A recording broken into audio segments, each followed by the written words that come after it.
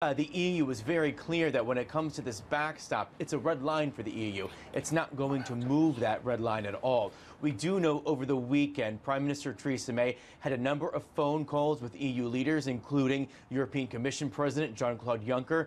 Based on what Theresa May just said there in the House of Commons, it seems like it was made quite clear to her that that red line still was not going to change, even though she doesn't have the votes right now to get this deal passed in the House of Commons. She mentioned that over the next few days, she's going to be speaking to EU leaders once again. Very conveniently for her, there is an EU summit scheduled for Thursday and Friday of this week, so she was already scheduled to be here in Brussels later this week.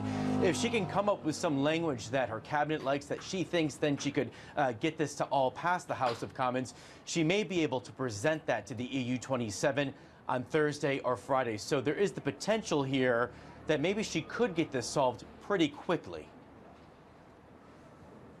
There's also the issue of the credibility of the Prime Minister's own position, with many in opposition saying, look, if she can't renegotiate the deal, the Labour leader, Jeremy Corbyn, saying she should make way for someone who can. What is the EU's view on potentially having to renegotiate a deal with someone else?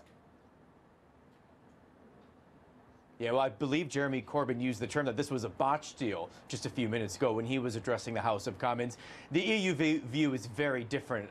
They believe that this is the best deal possible. And not only that, it's really the only deal possible. We've heard from Donald Tusk, the president of the European Council, that there's essentially three options at this point. This current deal that's already been negotiated, the House of Commons can approve it, and then that will come to the European Parliament, and lawmakers there will look at it and essentially rubber stamp it, which is what would happen in the European Parliament.